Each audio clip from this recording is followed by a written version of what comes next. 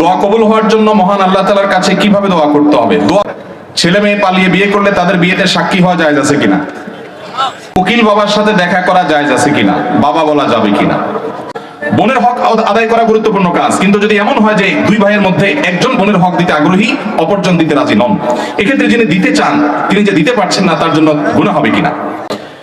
দোয়া কবুল হওয়ার জন্য মহান আল্লাহ তাআলার কাছে কিভাবে দোয়া করতে হবে? দোয়া কবুল হওয়ার জন্য প্রথম শর্ত হলো হালাল উপার্জন থাকা। হারাম উপার্জনকারী ব্যক্তির দোয়া কবুল হয় না। চুরি করে, ডাকাতি করে, টিন চুরি, গম চুরি করে এরপরে মক্কা শরীফ গিয়ে দুই হাত তুলে আল্লাহর কাছে চোখের পানি ফেলে দোয়া করছেন, হাদিস বলছে দোয়া কবুল হবে না। দোয়া কবুল হবে না।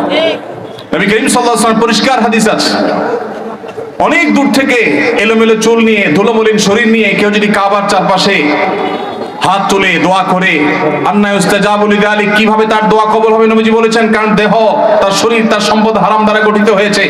এই জন্য দোয়া কবুলের জন্য প্রথম শর্ত হলো হালাল উপার্জন থাকা। কেউ যদি আগে হারাম উপার্জন করে থাকেন, এখন তওবা করবেন, মানুষের হক মেরেছেন, এখন ফেরত দিবেন, তারপরে আল্লাহর কাছে দোয়া করবেন, ইনশাআল্লাহ দোয়া কবুল হবে।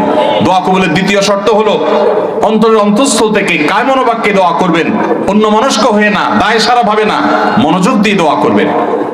দোয়া কবুলের জন্য আরেকটা গুরুত্বপূর্ণ শর্ত হলো হালাল বিষয়ে দোয়া করবেন। হারাম জিনিস আল্লাহর কাছে চাইবেন না, দুই নম্বর জিনিস আল্লাহর কাছে চাইবেন না। অবৈধ সম্পর্ক করার, কারোর সাথে অবৈধ রিলেশন করার, হারাম সম্পর্ক করার জন্য আল্লাহর কাছে দোয়া করবেন, এটা অবৈধ দোয়া, নাজায়েজ দোয়া, এটা করা জায়েজ নাই।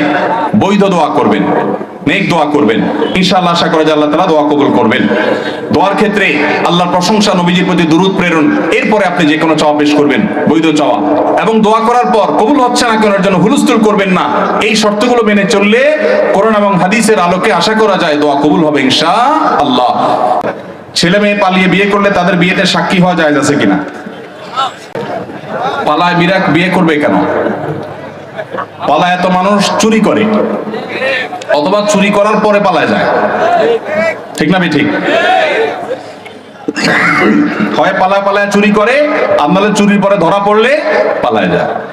বিয়েকে ভালো কাজ না খারাপ কাজ? এই ভালো কাজটা পলায় কেন করবে? বাবা মাকে জানায় করতে হবে। কোন ছেলে মেয়ে এরকম পলাপলি করে বিবাহ করতে গেলে তাদের বিবাহের সাক্ষী না হয়ে পারলে ধরে বাপ মার কাছে নিয়ে আসবেন, এনে বলবেন, চাচা এবার আপনি বিয়ের ব্যবস্থা করেন, আমি এবার সাক্ষী হই। আমি পলাপলির বিয়েতে সাক্ষী কেন হতে যাব? এটা বন্ধ হওয়া উচিত। এবং বন্ধু হিসাবে ওই বন্ধুর উপকার করতে চাইলে কোনোভাবে কলা কৌশলে চাচা চাচিকে রাজি করিয়ে বিয়ের ব্যবস্থা করবেন, কিন্তু পলাপলি করে যেন তারা বিয়ে না করে, প্রয়োজন অপেক্ষা করে বাবা মাকে রাজি করার চেষ্টা করে, সেটা তাদেরকে বোঝাবেন। উকিল বাবার সাথে দেখা করা জায়েজ আছে কিনা? বাবা বলা যাবে কিনা? উকিল বাবা হলো দুই নম্বর বাবা। আমাদের সমাজে উকিল বাবার প্রথা অনেক বেশি আছে, আপনাদের এলাকায় আছে? এটা হলো দুই নম্বর বাবা, নকল বাবা। নকল, এই নকল বাবা হওয়াও জায়েজ নাই, এই নকল বাবা বানানো জায়েজ নাই। ভাইরা আমার, বিয়ে শাদীতে আমাদের দেশে মনে করা হয় যে একজন উকিল বাবা লাগে, এরকম একটা ধারণা আছে না? নেই? মেয়ের ইজিন আনার জন্য গায়রে মাহরাম একজন উকিল বাবা হয়, অনেক সময় যায় অনুমতি আনে। এইভাবে উকিল বাবা বানানো পরিষ্কারভাবে হারাম, পরিষ্কারভাবে। মুরব্বীরা ভালো করে শুনে রাখেন, যারা যারা উকিল বাবা আছেন এই বাবাগিরি ছেড়ে দেন।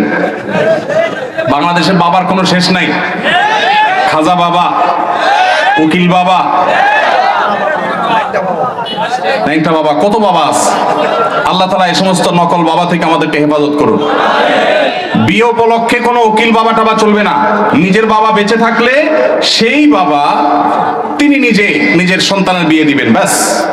মেয়ের অনুমতি বাবা আনতে যাবেন।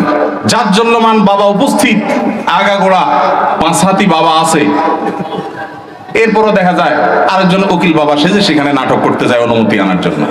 এই নাটক করা জায়েজ নাই, পরিষ্কারভাবে হারাম।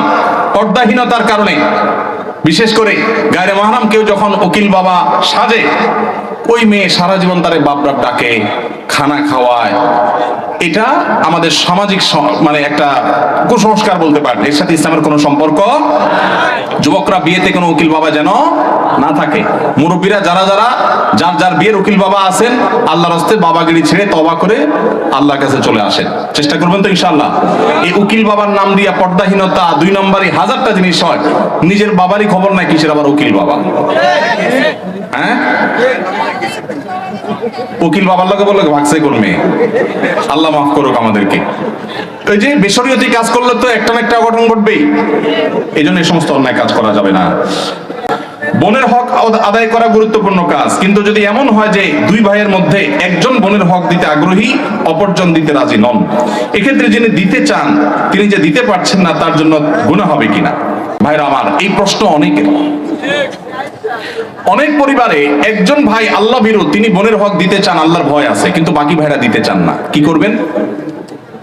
উত্তর হলো, যে ভাই দিতে চান তিনি বাবার সম্পদ থেকে, ধরা যাক দুই ভাই আছেন, এক বোন আছেন, ওই এক বোনকে দিবেন বলে এক ভাই রাজি না, আরেক ভাই রাজি। যিনি রাজি, বাবার সম্পদ থেকে 50% করে দুই ভাই ভাগ করে নিয়েছেন। যদি এমন হয়, তো যেই ভাই দিতে রাজি তিনি তার 50%-এর মধ্যে বোনের হক কতটুকু কোন আলেমের কাছে জিজ্ঞেস করে যে আমার ভাগে কতটুকু আসছে ততটুকু তিনি দিয়ে দিবেন।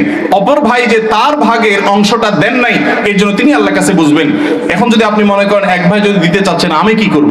আপনার করার আছে, আপনার অংশ থেকে আপনি আপনারটুকু দিয়ে দিবেন, ইনশাআল্লাহ আল্লাহর কাছে আপনি দায়মুক্ত হয়ে যাবেন।